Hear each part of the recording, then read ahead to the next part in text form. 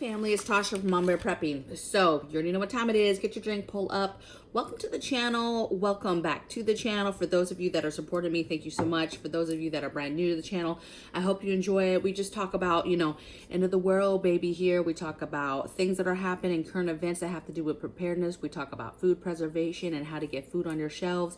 We talk about just how to prepare in general. We really just talk about what my family does to give you ideas to get your family ready for anything that might come your way, okay? So today what I want to talk about is I get a lot of questions and how to do questions, right? How to prep. When do I do this? When do I do my bug out bags? When do I, how much food and water do I get? When do I shift to this priority? When do I do this? Okay. And first of all, everybody is different. So you're going to have to do your own research and your own, as you go through the process, figuring out some of these things that I'm going to give you today. There might be a different priority for you and your family, okay? But what I did was I took kind of all of the big ticket items that kind of cover all the things that you should be thinking about, okay? So 15 steps to preparedness, and I put it in order, okay, of what I feel is the most important stuff to work on. But again, depending on your family, some of the stuff you can switch around, okay? So definitely this is a video. Get your pen, get your paper. Even if you're seasoned, you guys, you know how it is. Every day we learn something new, okay? And then I write it down. I learn from you as well, okay? So let's talk about it. So 15 things in order of importance for me. And I'm not going to go super in depth with each of them. There's a couple that I will go a little bit further. So number one is 30 days worth of food. Okay. So again, I'm not going to harp on this too much, but a goal to just start with is, hey, how do I get 30 days worth of long-term food in my home? How do I get that in my home? Okay. Not 30 days, and then plus 30 days, just figure out, hey, at any given time, every day that you wake up, you know that you have at least 30 days worth of food to get you to the next month, okay? So 30 days worth of food, ideally canned foods, food you've canned, food that you can have on your shelf and you've preserved in a way that will make it last longer, okay? But this can be your normal food. This can be part of your freezer and stuff, but be thinking about preparedness, grid down, that type of thing. So 30 days worth of food, that's your first food goal, okay? Second thing is 30 days of stored water. How do you get 30 days worth of stored water in your home? Whether that's water bottles you buy, whether that's gallon water, whether that's containers you buy and you fill with water and you bring them to your home. Figure out how you're going to get water in your home. Now, in past videos, I've said, because the very, very basic minimum is a gallon per person, I want you to shoot for 2 gallons, because ideally that's just your minimum drinking waters, and you're going to need other water for other stuff, or even more drinking water, okay? So shoot for 2 gallons per person in your home. I get it if you have a big family, that's a lot, but you can do it just little by little. Start getting water in your home. My number 3 thing that I would say to do, these are steps to prepping, okay? You're going to get the 30 days worth of food. You're going to get the 30 days worth of water. Those are both starting points. And then you're going to start a garden.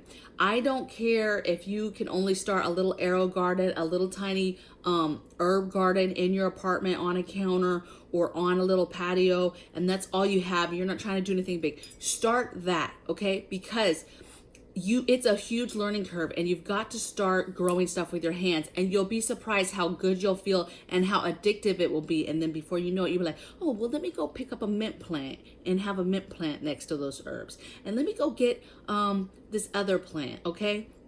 And before you know it, you've got some little plants and some food, okay? So start a garden. I don't care what size it is. Number 3, start a garden. And mind you, I'm telling you that before you get into any of the other preparedness type areas that everybody talks about, okay? So it tells you how important it is. So start a garden. Number 4 thing when you're trying to learn how to prep is make your emergency plan, okay? It is impossible. You're just going to be all over the place if you do not make emergency plans. That's you figuring out where you live, what natural disasters might come your way. What is your plan? You're building a bug-in plan, meaning when you're going to stay home, if you're going to stay home, or if it's a situation you're going to have to leave, a bug-out plan, and include those in there and do your emergency plans. Do emergency plans for any situation that you think might come your way. and you're physically writing them out and you're physically sharing them with your families and having them involved so everybody knows what the plan is. Okay, you're also in these plans, you're going to cater to a grid down plan and you're going to cater to a natural disaster plan. If you're like, I don't know where to start with a plan, those are the two things you concentrate on. Start on a natural disaster emergency plan, what can happen in your area, and then to catering to a grid down plan. What is the emergency plan if you guys lose power? Okay, number 5, I have build emergency supplies list. Okay, so once you have those plans, you're gonna then be building some sort of, hey, here's the list of things that we need to buy, you know, flashlights, lanterns, a generator, whatever it is that you know you need to buy. You're gonna just list it out, because you know the average person can't just go out and list it and then just go buy it. This is gonna be your working list that you know you need, that you'll start to purchase things from. Okay, so number 5 is building your emergency supplies list. Now, then number 6 is building your emergency kit, a basic home emergency kit. This is like those bullshit lists that you get on FEMA, that you get on Red Cross, that you get on any kind of emergency preparedness channel. It's not that they're bad, you guys. These lists are good in regards to the things that are on them. I definitely think that they are items that you need. I just think that it's how do I say it? They're very weak in either the amount of stuff they tell you to get or even the oddball things they tell you to get. There's a lot of holes and other things that you need to get that are very important. And so I just think that overall they're very weak lists. However, if you have nothing in your home, you've never done an emergency preparedness kit, basic list that you get from these websites is a good place to start, because it's going to have the basics like flashlights, like batteries, like the radio for emergency getting information.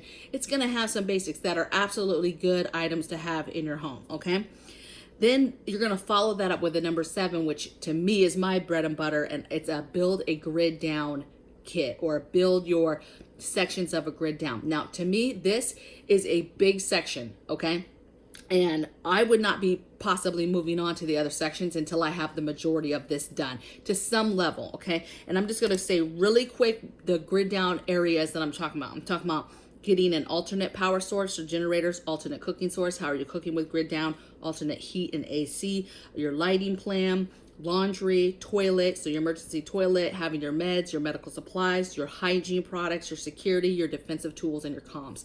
Those are all areas within a grid down situation that you need to make sure that you've covered down for all those areas. Okay, so that section, that part, when you get to this, that's going to be pretty extensive. Now, some of that stuff you'll have because you've already built some sort of basic emergency kit. But this is going to be more in depth of specifically if you lose power, having these areas covered. You know, you need to know how you're going to heat yourself if there's no power, how you're going to cook for your family, how you're going to provide lighting if you're going to, whatever the case may be. Okay, and all those break down to all different types of things or ways that you can execute them. Okay, number 8 is at this point, you're building your evacuation bag. You're just putting together your little evacuation bag for like, hey, if there's a fire, this is our bag that we just grab and go. This is different than a bug out bag. You're just going to grab this bag and go. So build that first, because ideally evacuation bag is what you're going to just need in most scenarios. If you're having to flee your home and leave, you're just needing a little quick emergency bag. I did do a video a few days ago, maybe a week ago, week and a half ago, 2 weeks ago, on evacuation bags. So check that out. Next, I said, then you build your get home bag. To me, this is what's important in regards to bags. There's all types of prepper bags, right? And people get confused and they're like, I know I need a bag and you know, I'm a prepper now, and right? They get all confused. Evacuation bag first, as I think is important. Next is your get home bag. This is, most people have jobs. They go somewhere where they're somewhere else for the day. So you need a get home bag, a basic bag that in case you had to walk home, get home some type of way. New York, for example, just had all that flooding. Tons of people got home on the subways. All of a sudden they couldn't, total nightmare. And all those people had to figure out how to get home. Okay. And there was flooding, so it wasn't like they could just call a cab and just get home. It was a nightmare. Okay, so imagine if you don't have a good get home bag, you know, to make that a little bit easier. Okay, so that was number 9. Get your get home bag. Number 10 then is get your car kit. So your car kit is kind of like your your get home bag, in case you don't have your car. You just have your bag. But if you have your car, having a car kit in your car is important. If you're out traveling, if you're just out in the car, whatever the case may be, you have to evacuate. That's a secondary box of items or survival items that you have that's already in your car all the time. So it's just basically a on the go kit that you have at all times in your car that will help you if you had to leave in your car, or if you get stuck somewhere but you have your car. Okay. Number 11 is build your bug out bag. Okay, so now this is your more extensive bag. This is more of your survival type items.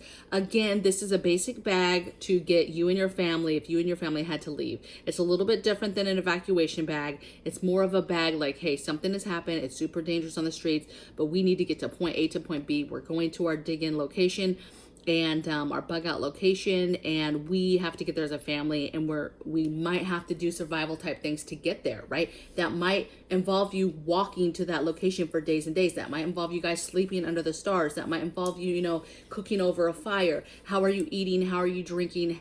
This is your bag that's helping you get from point A to point B, possibly under the stars, in nature, walking to a location, okay? So it's a little bit more in depth as far as the survival things that are actually in it. It's not going to be the same things you have in an evacuation bag or a get home bag. In your get home bag, there might be a few things, but it's not going to be as extensive, okay? All right, that was number 11, you guys, is where I kind of prioritized a bug out bag. Number 12 is, now you kind of have some basics, right? You've got most of your emergency supplies in your home. You're kind of ready for certain things to happen. Next, I want you to concentrate on a CME or a EMP bag. Okay, so this is basically you're working on Faraday cages for protecting all your electronics, okay? Any kind of solar generators, battery banks, batteries, anything, laptops, cell phones, backup cell phones, whatever it is that you're trying to protect, you're now gonna work on what is your Faraday cage plan, okay? You can build Faraday cages. There's great information out there, and there's great, websites that sell great, what is it? The tape, the material that you could use to enclose stuff. People make them all the time with tin cans and tin trash cans, and with tin foil and all types of stuff. Okay, so do your research, but this is a priority area that later down the road you need to be thinking about your CME and your EMP game. How do you do that? How do you get home when your car doesn't start? You're out and about and something hits, EMP or whatever hits, and boom, now your car is inoperable. You can't even get home. So what's the plan? Okay. Let's see. Number 13 is get your nuclear, biological, and chemical gear done. So this is everything to do with nuclear war, your gas masks, your tablets, your everything, your books, your literature. What do you need to hopefully survive? What do you do when something is close, when it's not close? How do you leave and migrate?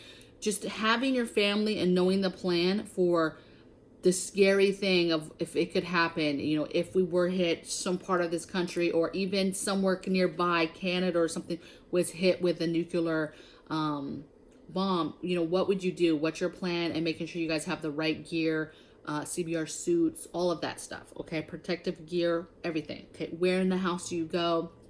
Our country really doesn't talk about this too much, but this is a super big area to prep for.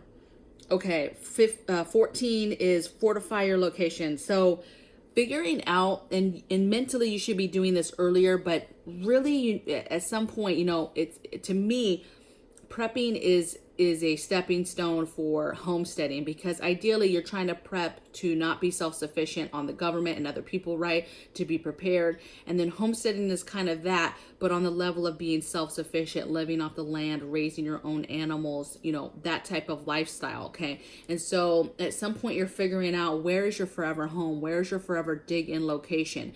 Wherever that's at, whether you're on this step and you're already at that location, or you're like us and you're trying to figure out where that location is, this step is really fortifying. Once you get there, fortifying that location, okay, to make it safe, to keep it safe from marauders one day, or whatever the case may be, okay? So number 14 is fortifying your home, and your land, and your property. And at this point, if you're stuck in an apartment and that situation's not changing for you, and you don't have the capability to just buy a home in the country or whatever, that's fine. You're still going to apply this and figure out how do you fortify your home where you're at the best that you can. Okay. And then 15, I just ended it with getting your 1 year stockpile worth of food and water together, right? Food and water, you guys, which I started with, never stops.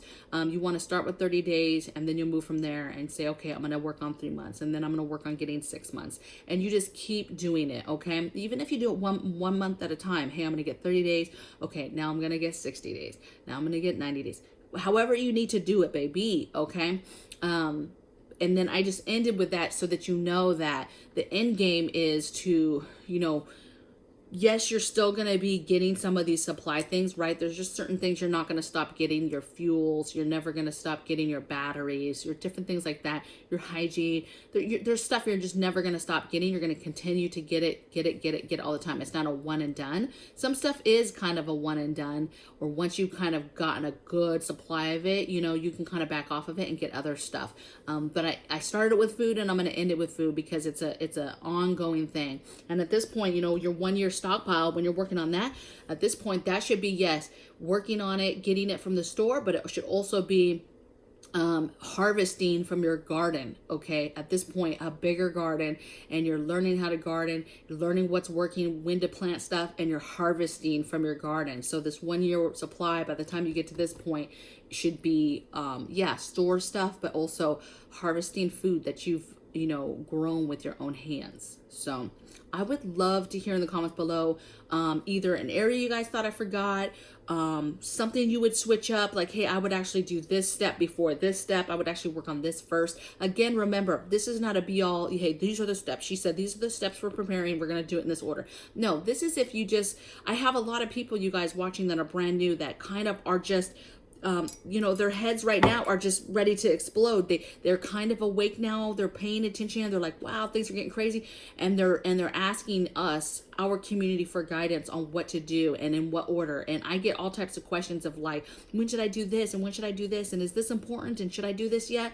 And to me, there is an order of preference of what you should be working on first. This is mine. This is what I feel like is the important things in order of what you should be working on them. Some of them can overlap and be worked at the same time, but it's going to be different though for every family. And then you're going to see when you read in the comments, there might be some people that, hey, I would suggest doing this, or hey, I would add this. She didn't talk about this. Or, you know, I would switch these two and work on, I think this is more important to work on than this, or whatever the case may be. Okay, you guys are not going to hurt my feelings. And I'm excited though to see the comments, and I hope that you guys enjoy it, and I'll see you guys in the next video. Take care.